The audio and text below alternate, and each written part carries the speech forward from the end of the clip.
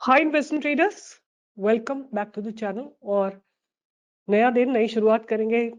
Market गिरता ही जा रहा है, संभलने का नाम नहीं ले रहा, बट मेरा ऐसा मानना है, ये जो हमने अभी रिसर्च किए बैठ के, अगले वीक से हो सकता है थोड़ा सा एक पॉजिटिव स्टांस रहे। पहले 1 और 2 वीक्स में हो सकता है फरवरी के कुछ पॉजिटिव रहे, और फिर थर्ड वीक में थोड़ा सा डिक्लाइन है। I mean it's just prediction, like there is no truth in it. Please don't take it by verbatim. It's just that we found some signals and all, like checking the data, checking all other price action and everything. So उससे लगता है कि आने वाला हफ्ता जो last week होगा वो थोड़ा पॉजिटिव होगा जनवरी का। फिर फरवरी के फर्स्ट 2 वीक्स आपको थोड़ा पॉजिटिव मिल सकते हैं, तो ध्यान में रखिएगा। तो शुरुआत करते हैं आज सबसे पहले इंडेक्सेस की, कि क्या हुआ डिफरेंट इंडेक्सेस में, कौन सा सेक्टर मूव किया है। तो सबसे पहले इसमें आईटी ने अच्छा खासा आज मूवमेंट दिया, अराउंड रफली अबाउट 2%। एक सेक्टर जो बहुत बुरी तरह गिर रहा है और गिरता ही जा रहा है वो है रियलिटी। आज भी इसमें 4.5% की गिरावट है, कल भी थी और पीछे से भी काफी इसमें गिरावट है। If you want to understand, 1120 से गिर के ये 860 के आसपास आ गया है। ऑलमोस्ट लाइक 250-300 पॉइंट्स का ड्रॉप है, 20% की गिरावट आ चुकी है। निफ्टी मीडिया में भी बहुत गिरावट है, और निफ्टी जितने भी आप देखते हैं सीपीएससी में भी अच्छी खासी गिरावट है। फ्रॉम द टॉप, इसने टॉप बनाया था रफली एट अबाउट 7,661, और जाके अभी लो लगाया 5,721। तो लगातार there are some sectors which have been just falling and not at all being able to consolidate, whereas IT में इतनी गिरावट नहीं आई है। और आज भी जो सबसे पहले चला है वो आईटी सेक्टर ही चला है, सर्विस चला है। सेंसेक्स और फार्मा में थोड़ा सा सपोर्ट लगा है, और निफ्टी ने एक थोड़ा सा सपोर्ट लिया है from its bottom, yesterday's bottom. There is no certainty, there can be more fall that's coming in, मतलब कुछ भी पॉसिबल है, but as of now Nifty ने कल जो अपना एक सपोर्ट जोन बनाया था वहां से थोड़ा सपोर्ट लिया है। अब मैंने क्या किया, बिकॉज अभी कुछ like there's no predictions at all in this kind of market, कल क्या हो जाए, परसों क्या हो जाए, कुछ पता नहीं है, इसलिए थोड़ा केयरफुल और कम वॉल्यूम में ट्रेड करिए। भाई थोड़ा सा मुझे वो होता है, like whenever we give a trade, you guys trade aggressively। आज सुबह हमने जन स्मॉल फाइनेंस बैंक दिया था 422-425 के आसपास, और किसी ने उसमें 50,000 रुपीज बनाए, मतलब आपने 10,000 क्वांटिटी ली है। तो अगर गिरता बाई एनी चांस, अगर हमारा प्रिडिक्शन गलत हो जाता, आपका लॉस भी उसी कैपेसिटी में होता। तो जब मार्केट्स इतने वॉलेटाइल होते हैं ना, थोड़ा अपना क्वांटिटी कम रखो। थोड़ा कम पैसा बनेगा ठीक है, बट जाएगा भी कम, राइट। तो अब जैसे हमने कल एक स्टॉक दिया था इंडोको रेमेडीज, 340 दिया था, 349 का कल ही हाई लगा दिया था, बट आज इसमें गैप डाउन ओपनिंग हुई because the results were not really good. So Indoco remedies, तो आजकल जब मार्केट इतना वोलेटाइल है तो आपको बहुत ज्यादा उम्मीद नहीं रखनी चाहिए। देखिए क्या गिरावट आई है, इसने अपने पास सपोर्ट जोन को भी ब्रेक करा है, राइट। तो अगर आपने बड़ी क्वांटिटी ली होगी तो आपका लॉस भी बहुत ज्यादा एग्रेसिव होगा। चलो आज मैं बात करूंगी कुछ बॉटम आउट स्टॉक जिनमें आज अच्छे वॉल्यूम्स आए हैं, जिनमें उन्होंने काफी एक स्ट्रेंथ डेवलप की है, बट मैं उनके फंडामेंटल्स को नहीं स्टडी करूंगी, बट लगता है कि ये स्टॉक बॉटम आउट हो चुके हैं। पहला स्टॉक जो मेरे रडार पे रहने वाला है वो है Bombay Burma. Bombay Burma trading company, ये जो स्टॉक है इसका मुझे ऐसा लगता है कि अबव 2341, आप सामने देख सकते हैं 2341 पे आप एक बाइंग की अपॉर्चुनिटी ढूंढ सकते हैं। और आज वॉल्यूम्स देख सकते हैं आप, देखिए huge amount of volumes have come. आपका स्टॉप लॉस रहेगा इसमें 1950 का, या एक्यूमुलेशन जोन रहेगा आपका 1928 का, और आप बाय कर सकते हैं 2341 के ऊपर।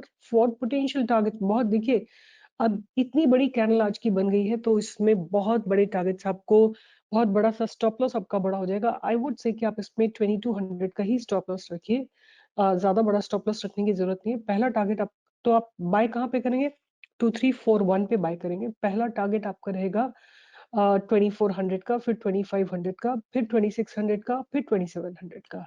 आपका स्टॉप लॉस रहेगा 2200 का बीबीटीसी। जाके देखिए कंपनी करती क्या है, किस तरह का इनका बिजनेस है, आपको बिजनेस समझ में आता है कि नहीं समझ में आता है, आप उसके ऊपर ध्यान और विचार कर सकते हैं। मैं आप लोगों से पूछना चाहती हूँ कि आप मेरा, जैसे मैं कोई भी रिसर्च करती हूँ तो आप लोग क्या करते हो, डू यू गो बैक और उसको कहीं कॉपी में लिखते हो, चार्ट खोलते हो, देखते हो क्या हो रहा है क्या नहीं हो रहा है, या सिंपली कल गए और याद कर लिया अच्छा बॉम्बे बर्मा ठीक है, कहीं खुला कुछ भी हुआ आपने वहां बाय कर लिया। Please don't do that. अपनी एक कॉपी बनाइए, take responsibility of your trades. मैंने आपके लिए 5000 स्टॉक्स में से फिल्टर आउट करके 5 स्टॉक्स निकाले। अब जाके आप देखिए ब्रेकआउट आ रहा है कि नहीं आ रहा है, वॉल्यूम्स कैसे हैं। आप वॉल्यूम मैंने आपको बता रखा है कैसे चेक करोगे, वॉल्यूम्स ग्रो कर रहे हैं कि नहीं कर रहे हैं, वो आप चेक करोगे, राइट। बट अगर आप कुछ नहीं करोगे तो you can't come back and से हियर कि आपने बोला और मैंने ले लिया और अब इसमें मैं क्या करूं। I will not be able to help you, right, क्योंकि whole objective here is to learn about stock market. तो दूसरा स्टॉक जो है मेरे रडार पे वो है अवांती फीड। अवांती फीड का रीजन ये है, एक तो budget is about to be there, और व्हाट आई अंडरस्टैंड कि बजट में ना there is good probability that farmers are going to get good support from the upcoming budget. मैंने ये सुना है कि फार्मर्स को जो उनका क्रेडिट कार्ड है वो 5 लाख रुपए तक का हो जाएगा, ताकि उनको अगर बीज वगैरह खरीदने हो और पैसे ना हो तो उसको विड्रॉ कर सके। और काफी और फैसिलिटीज मिलेंगी, इनका कवर काफी इंक्रीज हो जाएगा, जो हेल्थ कवर है वो इंक्रीज होगा, plus some other loans will be there and some MSP related news is also there and बहुत सारी ऐसे इंसेंटिव गवर्नमेंट लेके आएगी जिससे कि फार्मर्स को हेल्प होगी। तो उसके चलते मैं जो स्टॉक ध्यान में रखूंगी वो स्टॉक का नाम है अवांती फीड। अवांती फीड को आप बाय कर सकते हैं यहाँ पे कहीं पे 700 के ऊपर, 705 706 यहाँ पे आप बाय कर सकते हैं। और आपका एक्यूमुलेशन जोन इसमें रहने वाला है 600 के आसपास का। 100 510 पॉइंट्स का आपका डीप एक्यूमुलेशन जोन है। ऊपर की तरफ आपको टारगेट्स दिखेंगे 765 793 और उसके बाद 800 850, ये सारे टारगेट्स आपको देखने को मिल सकते हैं अवांती फीड में। जाके फंडामेंटल्स चेक करिए। तीसरा स्टॉक जो मैं अपने रडार पे रखने वाली हूँ उसका नाम है GRM ओवरसीज। GRM ओवरसीज ये एक ऐसा स्टॉक है जो कि मुझे वीकली चार्ट में बहुत अच्छा लग रहा है। आप इसको वीकली चार्ट देखिए, इसने अपने एक वीक के कंसोलिडेशन को आज ही के दिन ब्रेक करा है, राइट। आज के दिन ही इसने अपने वीकली कंसोलिडेशन को ब्रेक करा है, राइट। अब इसमें आपकी बाइंग की अपॉर्चुनिटी आज के हाई के ऊपर हो सकती है, 218 219 के ऊपर हो सकती है for the first targets of about 227। और 227 के बाद आप इसमें टारगेट ढूंढ सकते हैं 239 का, और 239 के बाद आप इसमें 248 के टारगेट, और उसके बाद आप टारगेट ढूंढ सकते हैं 255 का, ओके। और आपका स्टॉप लॉस रहेगा इसमें कुछ 196 का। तो GRM ओवरसीज को आप ध्यान में रख सकते हैं। I just want to see कि कंपनी करती क्या है। I am not being able to recollect what does the company do. तो ये 1306 करोड़ की कंपनी है, पी कुछ 25 है, ROC is about 12.9, ROE is about 18.3। This company is in the business of milling, processing, and marketing of branded, non-branded basmati rice in domestic and overseas market, right? So ये company जो है और इनके जो different brands हैं, Himalayan river, 10x rice, 10x spices, Tanaush, all these are their products. और ये company जो है इसने अपना डेट रिड्यूस किया है और इन्होंने अच्छी खासी इक्विटी रिटर्न ऑन इक्विटी दी है। और अगर हम इनकी सेल्स को देखते हैं तो सेल्स में थोड़ा डिक्लाइन आया है, 21 से लेके 24 तक there is a decline in the sales. और जहां तक बात करें तो इनके ऑपरेटिंग प्रॉफिट में भी डिक्लाइन है और ऑपरेटिंग प्रॉफिट मार्जिन्स में भी डिक्लाइन है, और इनका ईपीएस भी थोड़ा नीचे गया है, बट अभी नेट प्रॉफिट भी थोड़ा सा डिक्लाइन हुआ है। अगर हम ईयर ऑन ईयर की बात करें तो ईयर ऑन ईयर इनका प्रॉफिट डेफिनेटली इंप्रूव हुआ है। मतलब देयर इज अ डिक्लाइन, जो 2022 में था इनका पीक प्रॉफिट था, उससे ज्यादा उससे जाके डिक्लाइन हुआ है। बट अगर हम कंसोलिडेटेडली देखें ईयर ऑन ईयर बेसिस पे, तो accept this 1 year when they went to 85 crores, उसके 85 and 86 crores, now the profits are at 59 crores, operating profit margins are at 5%, and net profit की बात करें तो 54 51 52 crores पे है। और अगर हम बात करते हैं इनके रिजल्ट्स की, तो रिजल्ट्स ग्रो हो रहे हैं और बोरोइंग्स में थोड़ा सा डिक्लाइन हुआ है।